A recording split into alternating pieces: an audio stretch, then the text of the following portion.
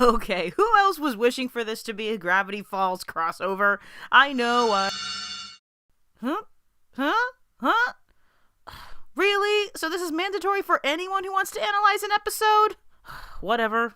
Okay, I'm not the only one who's confused, right? About pretty much everything that happened in this episode? Which, by the way, should have been called Sweet and Elite Part 2, only with more terrible people in it. Now, as much as I love Snowflake or Bulk Bicep, screw it, I'm calling him Snowflake. Get some screen time, not to mention some lines. Big Mac doesn't even get those. But seriously, no other Pegasi were available or willing to fly for Ponyville for the equestrian equivalent of the Olympics? Sorry we couldn't fly with you on the aerial relay, but the air sprinters needed us too.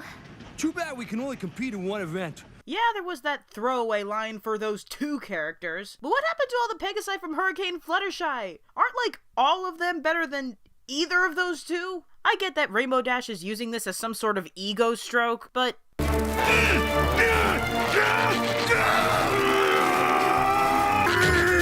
on, Bulk Biceps! You can do it! I can't even pity this. Wait, the Wonderbolts are competing? Aren't they like the military? Don't they have jobs? Whether it's beating dragons or running in a gambling derby for rich, snobby people. I guess I can understand if they want to do it for fun. Also, isn't Rainbow technically a Wonderbolt now? Or a Wonderbolt cadet or in training? I'm not getting into that now. Rainbow Dash, did you seriously not start training until like a day before tryouts? And then, of course, why did they turn the Wonderbolts into such dicks? Which, granted, we've seen some evidence of in the past. I certainly would not object to the canon of the Wonderbolts being this corrupt, greedy, elite organization. But Spitfire, she knows Dash. It didn't even bother me that she didn't acknowledge Dash in Wonderbolt Academy. I mean, of course she didn't give her any special acknowledgement or treatment. She was a commander. But there's no formality here. Why didn't she just ask honestly if Dash would race with them? She would have known how much Dash would want to do it.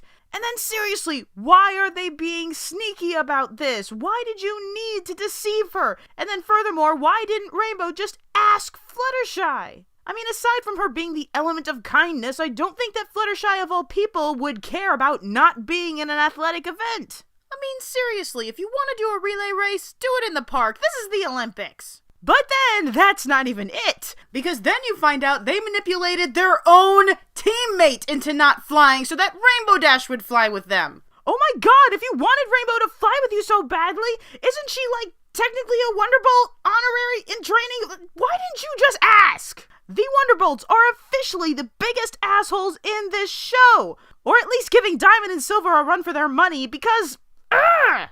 Though to be honest, without that completely contrived extra dose of evil slapped on the Wonderbolts, it really wouldn't have been very clear which team she should race with.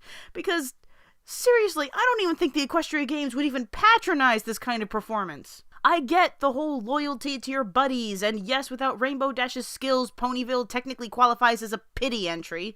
And they sure seem to have a thing this season of really hammering in each of the main six's personal element. Sure, wait till the elements of harmony are gone to do that. But in this context, I really don't think this was any sort of legit test of that quality. If anyone would have just been freaking honest. In fact, why wasn't AJ the supporting character in this episode? Maybe teaching her the value of being honest with your friends, no matter how awkward or painful it is. Oh, because Princess Protagonistitis needs a little bit more face time than everyone else, because Princess Protagonist, who has done absolutely nothing princess or protagonist-like since the season opening. I don't mean to put this episode down if people genuinely enjoyed it. I mean, I'd certainly be very fascinated to hear what people liked about it. I mean, again, Snowflake being a significant character was great, but to me, I just didn't like this. I don't think any episode of MLP has bothered me nearly so much as this. I mean, at least Feeling Pinky Keen was funny, and Mysterious Mare-do-Well was at least forgettable. Just, I need to cleanse all of this negative energy. I'm gonna go listen to the Bat song on repeat again. Oh, give me a break, you're being too kind. These creatures have a one-track mind. The orchard is not their restaurant, but do they ever think... Oh my god, is Pinky wearing that springy rave wig?